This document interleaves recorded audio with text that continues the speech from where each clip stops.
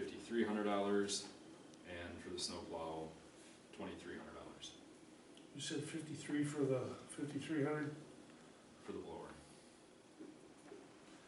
That comes out to the same reserve price, split out prorated between. Oh, okay, what about the blade again? How much?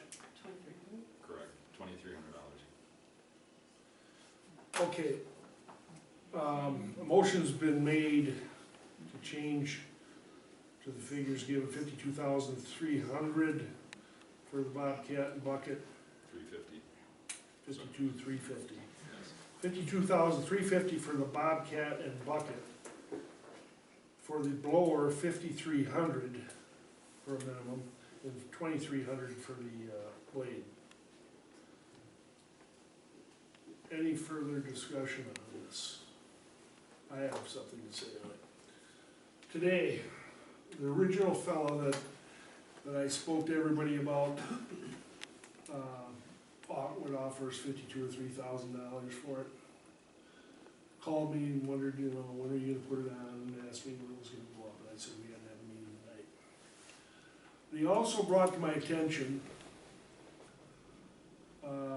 he set stuff in front of Blaine Beschlick's for sale. He just took a tractor over there, 95 horsepower tractor Kubota. Well, I just asked about a little bit, and Is that out at Blaine Beschlick's? yeah. I saw that today as I drove by. Well, he just put it out there today. It's a 2007 Kubota, 95 horsepower, with a bucket and a blade, cab, 970 hours. Excellent rubber on it. I went out and looked at it, took pictures. He's wanting 55,000 for that. I actually called Al about it, Mr. Bory over here, and we went out and took a little look at it. There's pros and cons. It's a little big for the airport. It would come with a 15-foot flail mower he would throw in, and he wanted to trade even up. After the conversation I had with Al, I did go home, placed a call to two dealers. I think it's about 10,000 overpriced, so I think that might be the end of the conversation. It's 17 years old. It's 17, I'm not saying it's not in good shape, and it certainly would have fit the airport's purpose originally much better than a little Bobcat. But I Especially guess in emergencies. this happened, I investigated it this afternoon, but after speaking with Pond Farm Equipment and one out, way out west, we'll just move on with this. Now, the other thing, you said 52,350. I agree with the other ones, but I was thinking 55,950 for the Bobcat and the bucket. You think that's too much?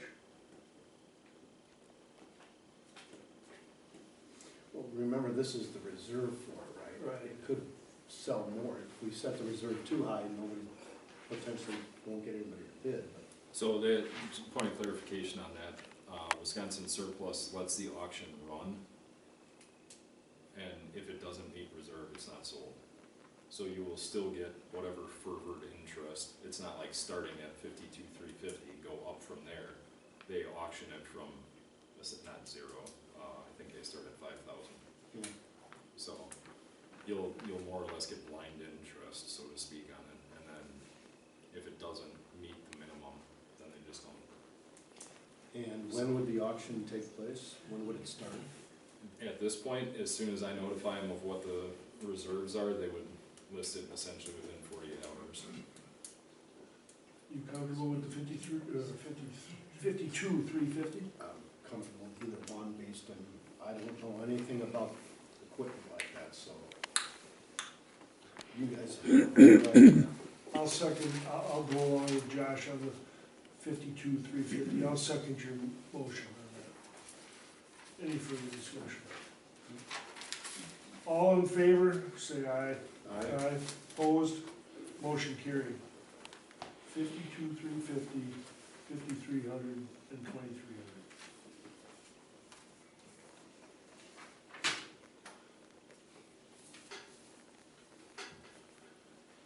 Okay, discussion and possible action on setting up secure emails for the town board and the airport commission.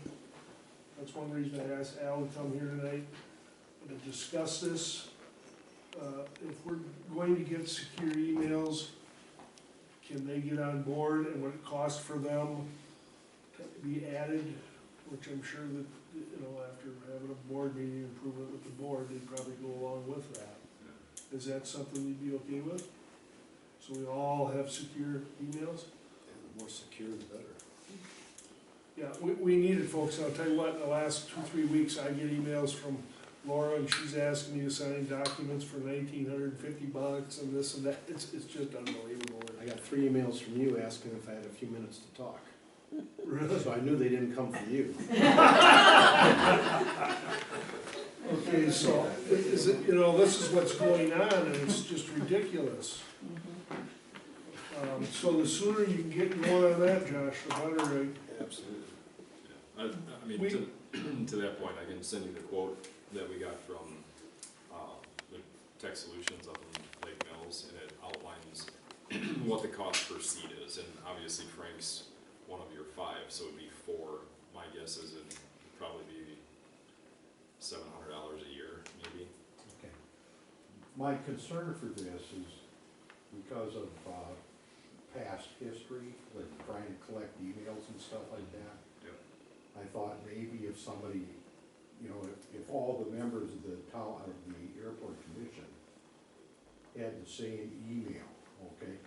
And I'm old, okay? I tip over tomorrow, you guys got the emails. You see what I'm saying? So there's a continuity there. Should something happen to a commission member or something like that, where you have an open records request, you're not gonna get it from a dead guy, okay? So if you've got it. So you're thinking that the commission members should all have one email? No, No. no, sir. What I'm saying is each individual on the commission should probably have an email address accessible by you folks. Okay, so if something comes up that you have an open records request or something like that, you're unable, you know, right now it's coming to my personal email. Good luck, I'm not sending you that whole thing, you know, because there's other stuff in there that maybe I don't want public. So what I suggested is you just have a separate email. Right, right. So Just like we all that's- have separate emails, Okay. aside from our personal email address. Yeah, we would do the same, so. So And that was what my- he's saying is you want somebody else to be able to access it if something happens to him. It's the Right. IT company, Right, The IT company will have it backed up then, won't they? correct. should be. So we'll be good that way. So let's see, is there any action really to be taken?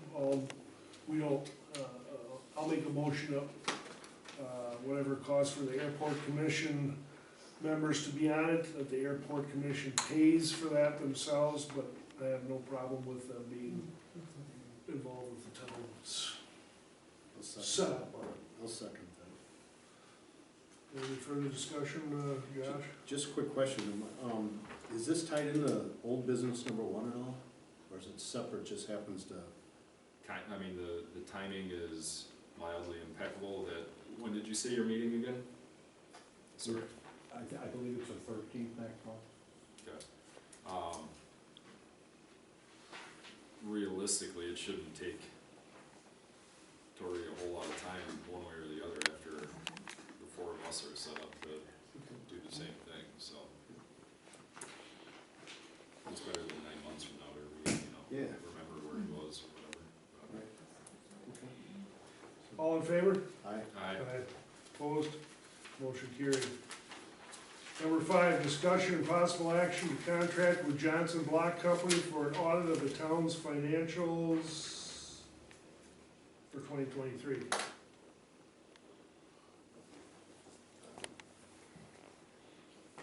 I make a motion that we contract with Johnson Block and Company for an audit of the town's financials for 2023. Motion's made to contract with Johnson Block and company for an audit of the town's financials for 2023. Second. All in favor? Aye. Aye. Opposed? Motion carried.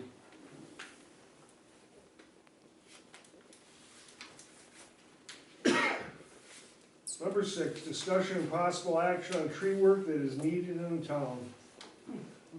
Now, I will tell you that that snowstorm, obviously, it was absolutely beautiful the next day looking at it, wasn't it, folks? It was gorgeous, but it caused a lot of issues.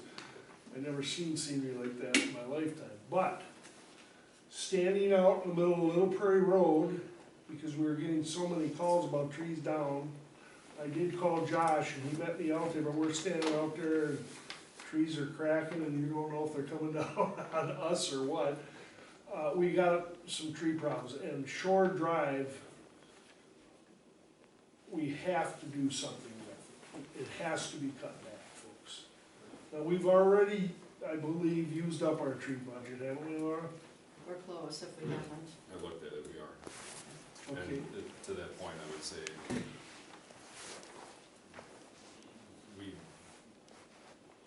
we can't send Northwest down Young Road for anything other than absolute necessity at this point without having a bigger conversation about what we're doing and how we're paying for it. Okay, that's what I told them. There's no budget left from 2023 or 24 already? 24 already. Oh, boy, okay. I have a question, as long as the village president's here.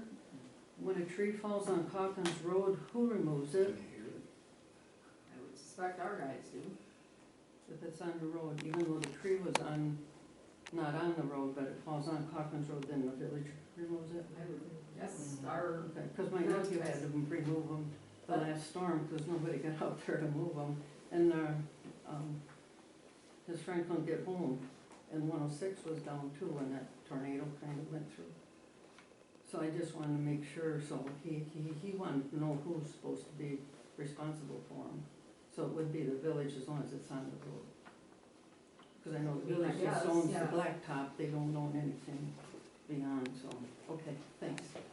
Well, the village, because I was out till 2:30 with my wife that night, and then some, was out there with the front end loader pushing stuff off the road. I saw that myself that night. So, okay, so we'll table this. Well, we gotta, at some point, we gotta have a discussion about what we're gonna do. To the point of what do we want, I think is the first thing. And then where are we gonna do it, and then how are we gonna pay for it? Because the line item for the budget, obviously, is chewed up as of tonight. So, if February and March and April come around dry, we're gonna have potentially available funding within the plowing, the ice and snow line item.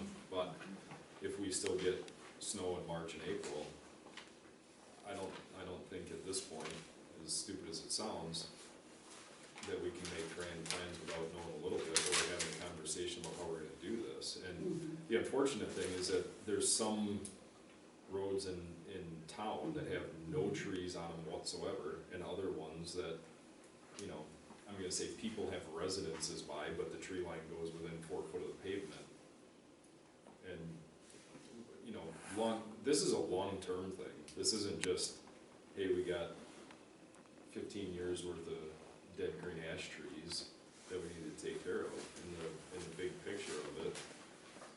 And this is all should be part of the, I mean, how we're gonna pay for the trees and stuff like that, the trees work is all part of a bigger discussion, how we're gonna pay for roads and everything else that we still have to have too. Do you think this is something that your highway committee should be looking at, discussing first and coming back with a recommendation? Well, I can guarantee you what the recommendation is gonna be, cut the damn trees down. But the problem is how do we come up with $250,000 to be able to do road, you know, tree trimming along roadsides throughout the entire town? Or are we gonna, you know, a 5-year cut is fine, but if we got 35 miles of road and we're doing 2 miles a year and a 5-year cut, it doesn't take much math to figure out that we're short. You know?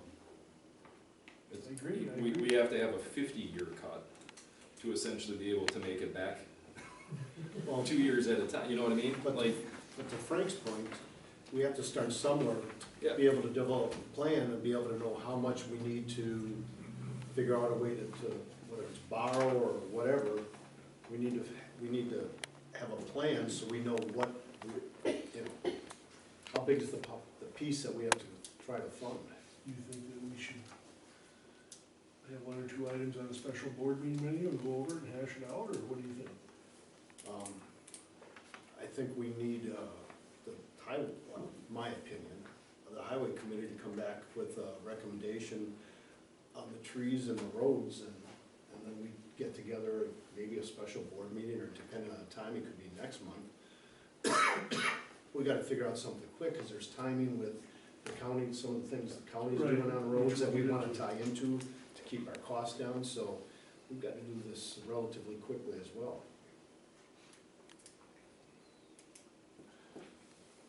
Okay, I'll make a motion that we table this to the next,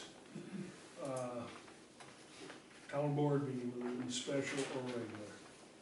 do you wanna refer it to the highway committee to come up with something to come back with? I tried to do that. Okay, I'll back up, I'll make a motion that this is referred to the highway committee, and the chairperson of that committee will come back and give us a recommendation. Is there a second? Second. Okay, all in favor? Aye. Opposed? Motion carried.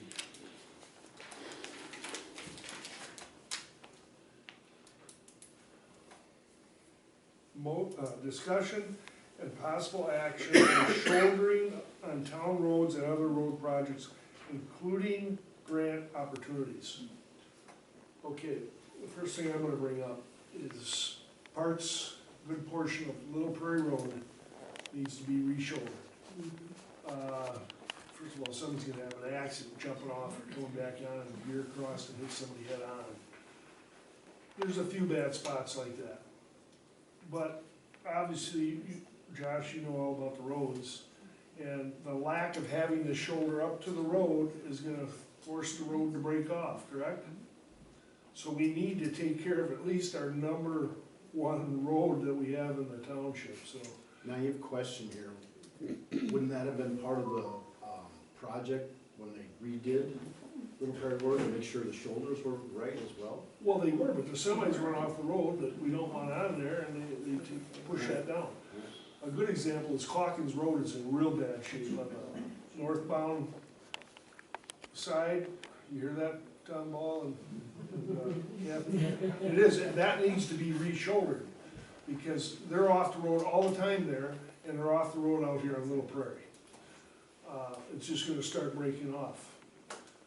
Suggestions on that? So I actually had noticed Little Prairie, the day after Snowmageddon, and reached out to Brian up the county and asked him, they don't always do their till and fill every spring, but they do situationally do it on county roads, obviously.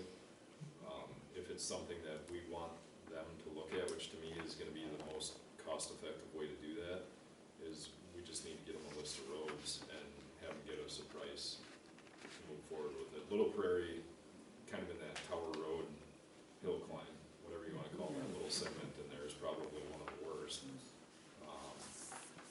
But Obviously, at least we need to do that, or we gotta keep that Yeah. good shape. So,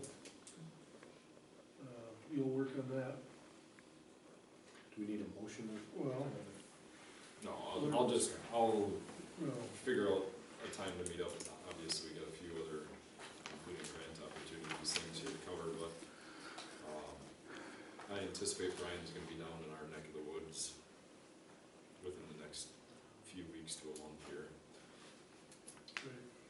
Anything else on that? Okay, now, folks, in the last couple of weeks, at a county WTA meeting, I learned, Brian was there, that they are going to pulverize and pave H from the village limits to the county line, Walworth County. Okay? They're also gonna, as he states, pulverize and pave Z from H to the north county limits past Tremaine, where you see the Waukesha County sign, wherever it turns into Waukesha County. Having said that, I've been taking over my 8-10 months, a little longer than that now, doing this, a lot of heat about Blue Spring Lake Road, the Y especially. It's in terrible condition, okay, especially the south part of it. They did put new culverts in there. A few years ago, I've lost track of time. Also, we have discussed in the past about Tamarack Road repaving from the village limits about 6/10 of a mile out, just past Blaine Paulson's up on that hill. Because that must have been repaved several years ago, it came from the south to that point. That's, well, most of our roads aren't in very good condition, but that was talked about. I spoke to Brian. It's a substantial savings to consider doing that road, because a big expense is to move the machinery down here. The machinery's already gonna be here, and that will save you on the price tag, he said. It would be noticeable. Now, they're going right by Blue Spring Lake Road. Now, I don't, having said that, Madam Village President is over here, that, okay, the village owns part of that road, or, right, part of it. Probably not as much as we do. It's half and half. Is it half and half? But not the right Y down there. No, that's ours. But the other one is half and half up. So it's probably, I'm gonna just guess, a 60-40 deal, something like that. Do you have any idea what something like that might cost? Well, we would have to decide, and the county would also, I talked with Brian, last week, and they are still trying to scope the project to see if they are going to mill and overlay H, or if they're going to pulverize it and pave it. My gut is that they're gonna mill and overlay once Brian gets down here and looks at it.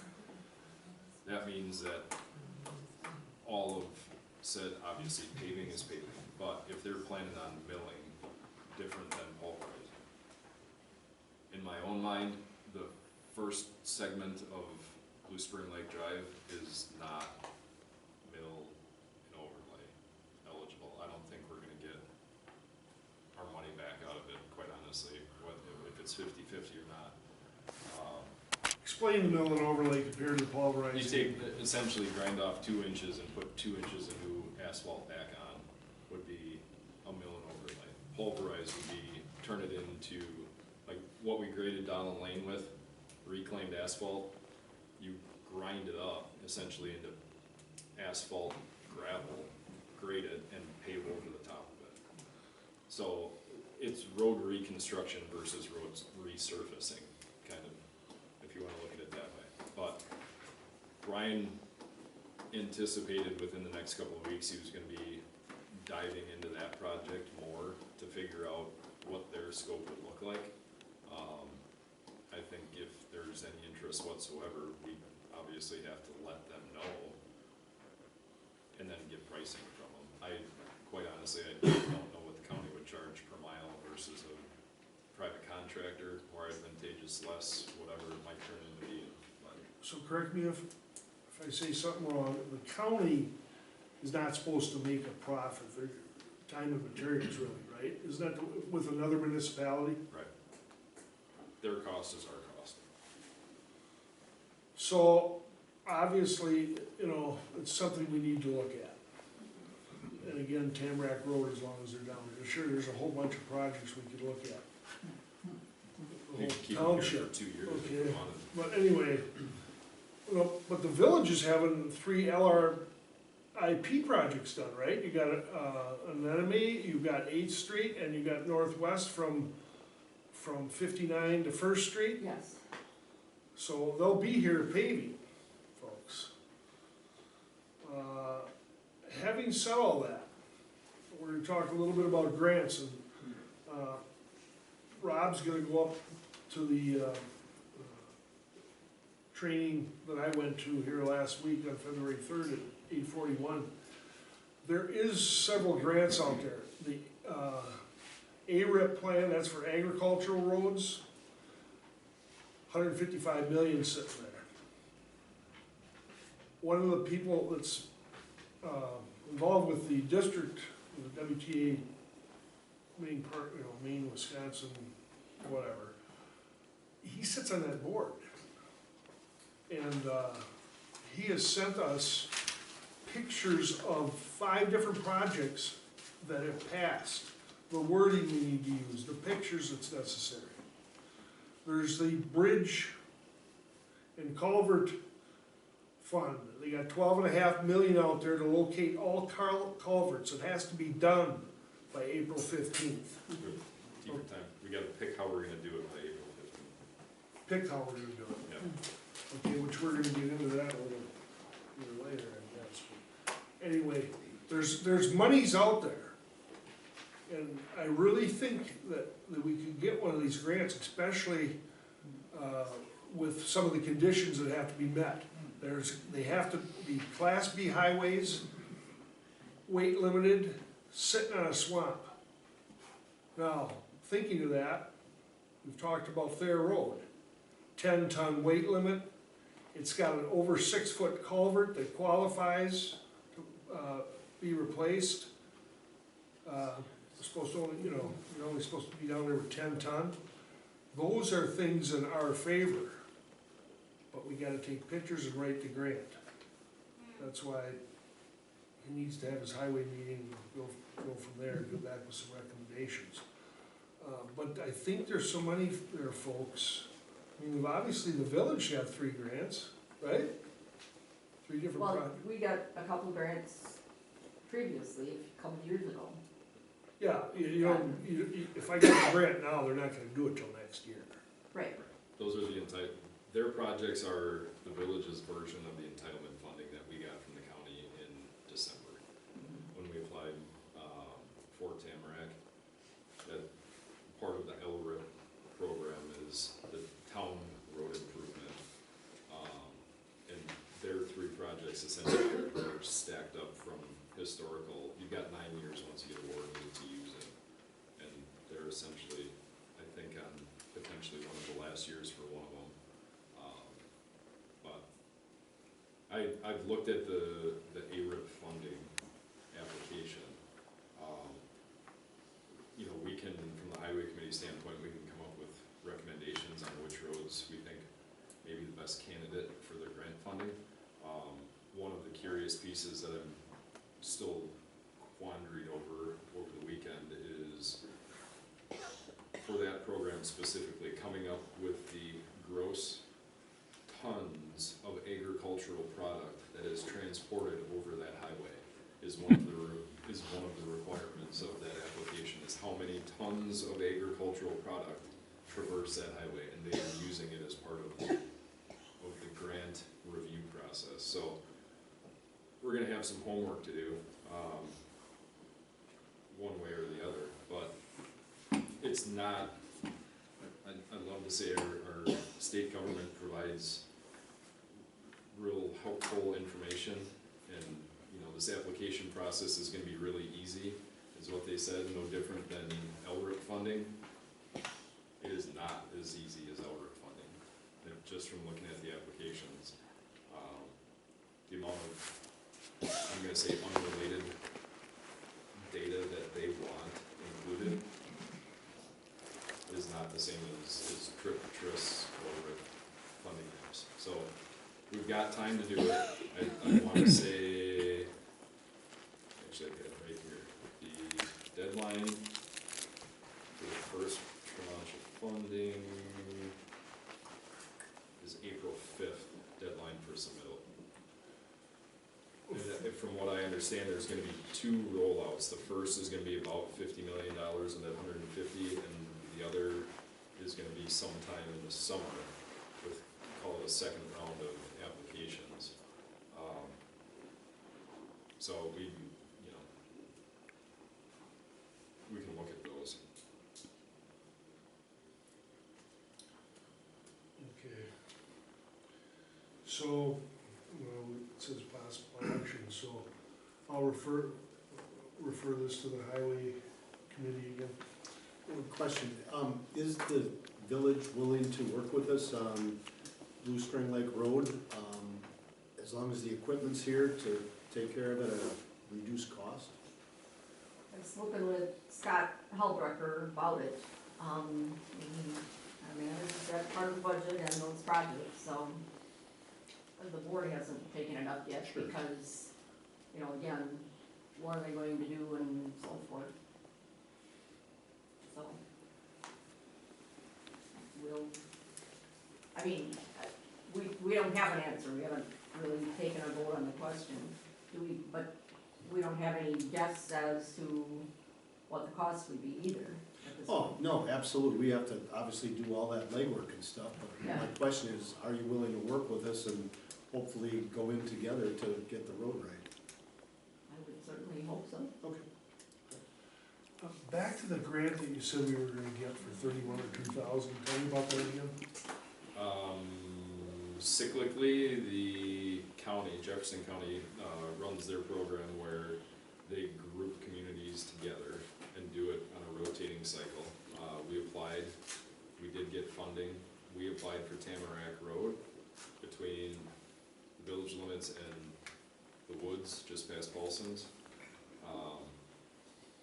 We got awarded that project, so to speak, and the funding. We applied for 2025 construction or later. We can take our trip funding and reallocate it one time to a different project, or change from what we had applied was a pulverized pave. Okay. You can also change it to hot mix asphalt purchase only.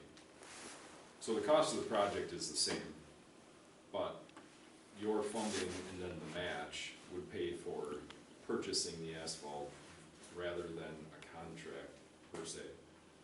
That somewhat locks you in with using the county to pave it if you buy the asphalt through the county, because that's how the HMA purchase works, is through the county. So let's just, however they say, it, let's say asphalt costs $100. So we're gonna lock it in with $62,000 worth of asphalt at that price today, and even if we, no. No, it's just at the time, the match would go towards the purchase of asphalt, the county could do the work for us. Okay. And that would, the theory is you get a little more for your dollar if you do the hot mix asphalt purchase. But you also kind of have to be in a scenario where you may not need a ton of traffic re-engineering, because that's not entirely what the county is focused on with those projects.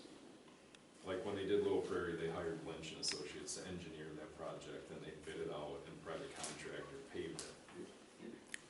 That was a different grant altogether and a different funding mechanism, but, if we have a potential project that needs re-engineering, realignment, grade contour, topography changes, whatever, that probably is not gonna be super favorable to the highway department to do that as part of a overall construction project rather than HMA purchase.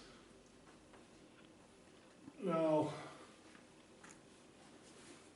one thing I did learn at this meeting on February 3rd, if there's something, and I mentioned this to Kathy, if two jurisdictions overlap or meet, if it's a joint jurisdiction request on a grant, it moves to the top of the pile. So, if we could go for a grant for Blue Spring Lake Road, the LRIP grant, The next time that it opens. again, grants aren't just a bucket you can throw your application in. There's openings to submit and cyclical funding that goes with that. And I did talk with Scott last fall about potentially doing TRIS funding, supplemental funding for Blue Spring Lake Drive. And they already essentially had their budgetary allocations allocated at that point. So So, we can't apply for an LR, yeah, we can apply for an LRIP grant right now, can't we? no. Why are they talking it up so much to us all at the? It's part of funding mechanisms that are available, but the window for submittals, I think, was January 3rd or 5th or something like that. So, So we got time to work on those. I mean, yeah. The golden part of this is that towns always have roads that need to be constructed, so making somebody aware of the program now would give them enough time to get all of this sorted through, and when the time comes, put their application in. But it's not like a hey by May kind of thing. Okay. Because there's two LRIP funds. Regular, and this other one, number 2 has got 39 million sitting there. So, boy, they really talked about the number 2 fund the other day. I'm just telling you. Yeah. Yeah. So what do we wanna do here?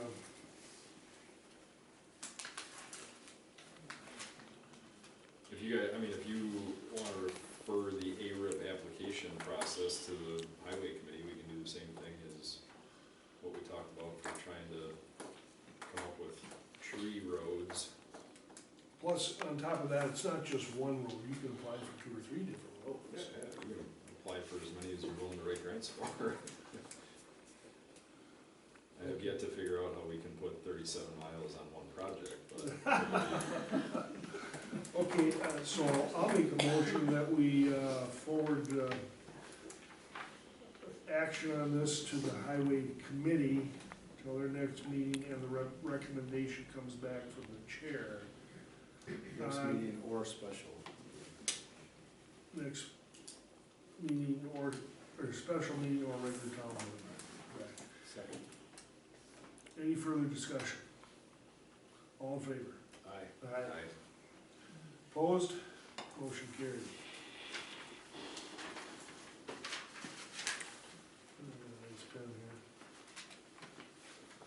here. Number 8, discussion and possible action on bridge and culvert inventory, including contracting for assistance in the inventory process. Did you talk to? I've talked to a lot of people about this. Fortunately, most people have the same opinion of some people soliciting for work. Essentially, what the local groups are, by municipalities, are forming kind of a quasi alliance of let's do our own and take care of it from there. I have looked at the DOT's prospective mapping tool that they have across the state. All their literature says there's more than 25,000, or there are approximately 25,000 of these 6-foot to 20-foot culverts in the state, and if you look at their map, there's over 100,000. So I'm not sure exactly how focused their information is. They do have a list of potential locations that we can easily go to. Above and beyond that, I don't believe that the town has any sort of database, call it, for road culverts, and I'm not talking driveways on or along a road, I'm talking culverts that go under or transverse a road that we own and maintain. So we have to let WISDOT know by the 5th or 15th, whatever it is, how we are planning on going about doing our inventory. At some point, if we're going to do our inventory and we want to do the inspection, we have to have training that says we know what we're looking at. It's 2 weeks. 2 weeks. Training's 2 weeks. Yeah, some of the people soliciting, saying they can do this for us are not bridge inspectors. So I would suggest that we don't take up the offer that was sent to us at this point, because they're not certified bridge inspectors.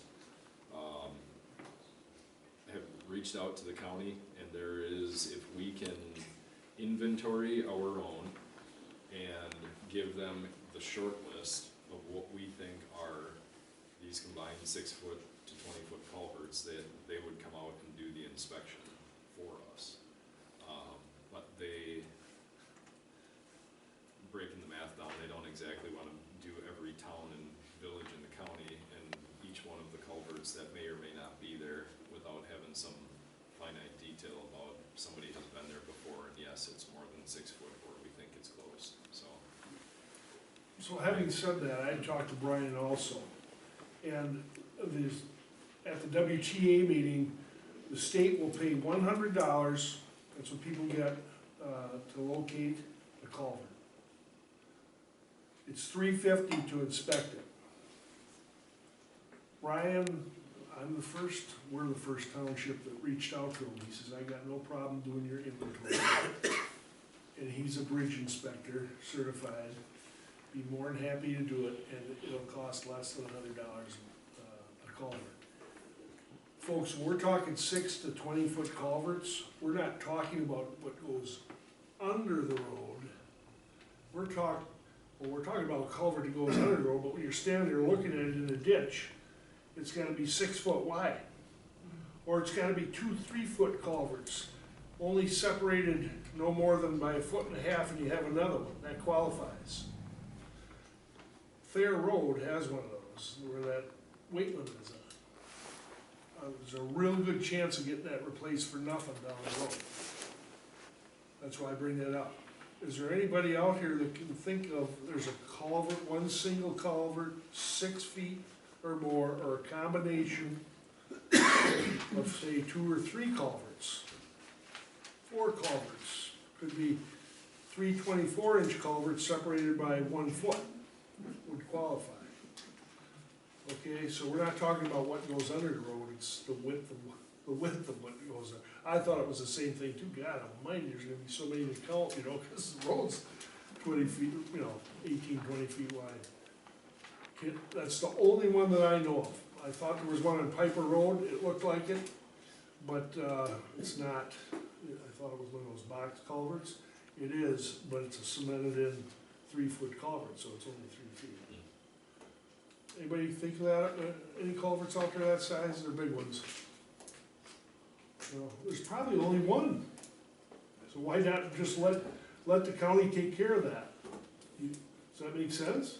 Yeah, I think it comes down to 2 things. Number one is, do we wanna take this as an opportunity to say, hey, we've got not just those size culverts, but we've got, a 24-inch under Piper Road, or whatever you said it was, and actually get locations on all of our road culverts. That's part of where the funding mechanism behind some of this, the bridge and culvert through the state,